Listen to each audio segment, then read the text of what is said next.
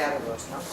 Porque ter gañado o primeiro premio do proxecto de teodontoloxía da Deputación de Pontevedra, pois a verdade é que se presentaron moitos proxectos e ser os primeiros, pois os ten que facer que os sintades moi orgullosos e moi orgullosas.